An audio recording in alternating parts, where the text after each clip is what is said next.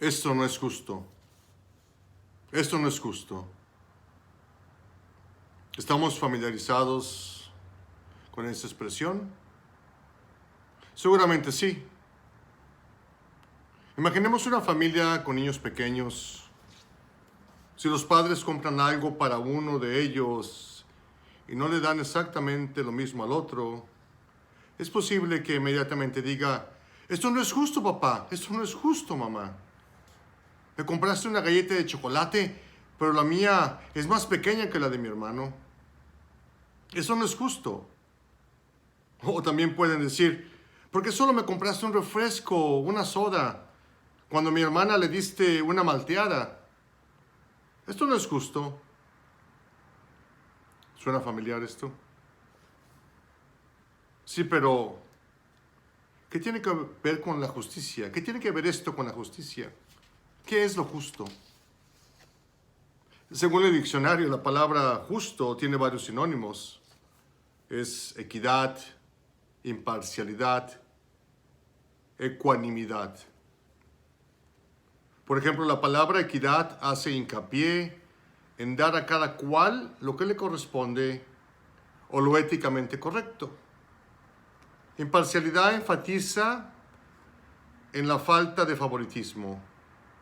La ecuanimidad implica rectitud, ausencia de una preferencia.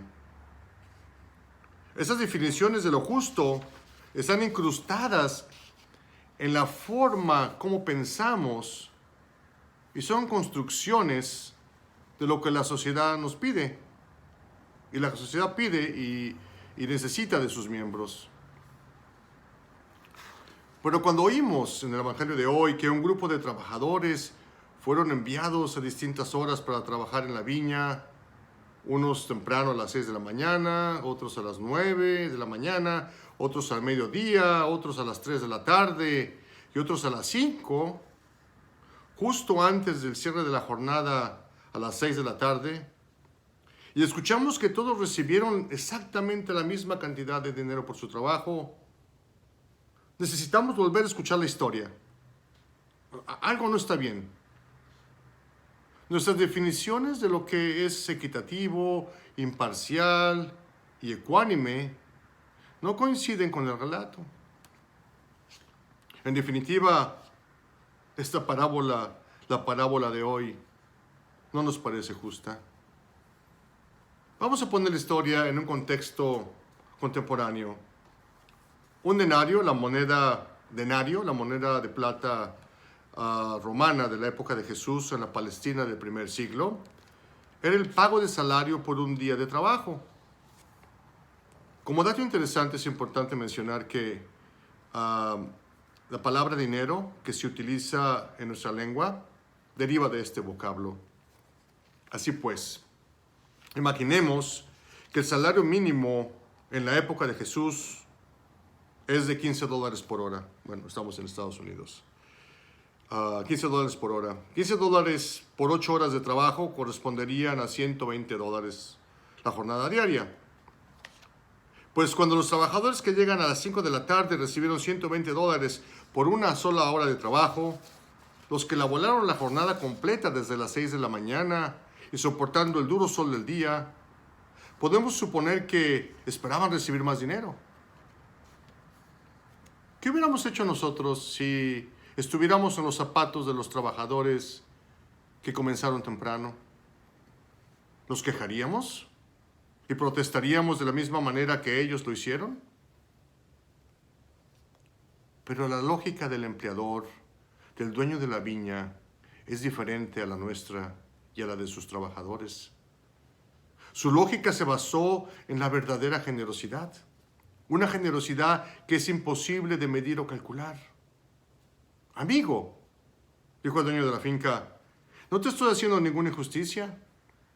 ¿Acaso no te arreglaste conmigo por el salario de un día? Pues toma tu paga y vete.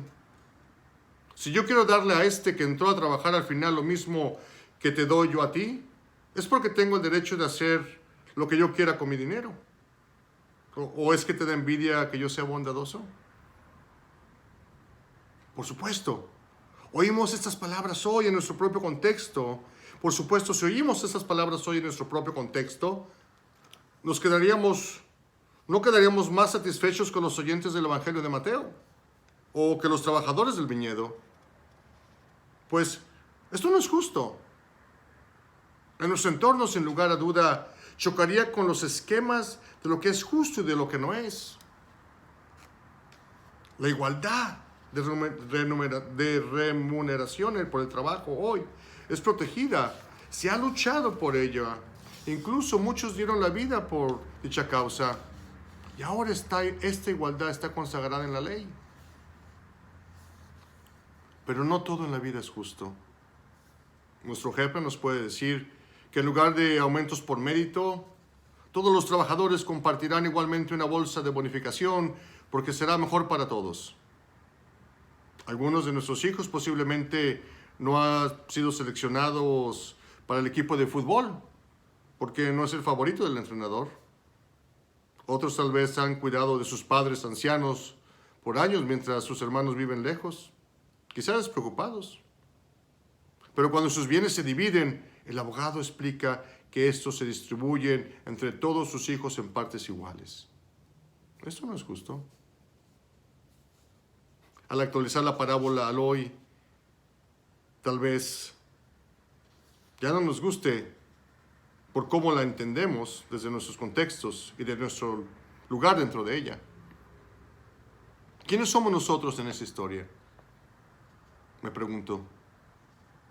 En lugar de quejarnos y protestar contra el dueño de la viña, podríamos estar contentos de saber que los otros jornaleros, aunque trabajaron solo una hora, recibieron la misma cantidad de dinero que nosotros recibimos por trabajar todo el día. Podríamos estar contentos de saber que con ese salario ganado, los trabajadores pudieron alimentar a sus familias y proveer a sus hijos de lo necesario por un día más.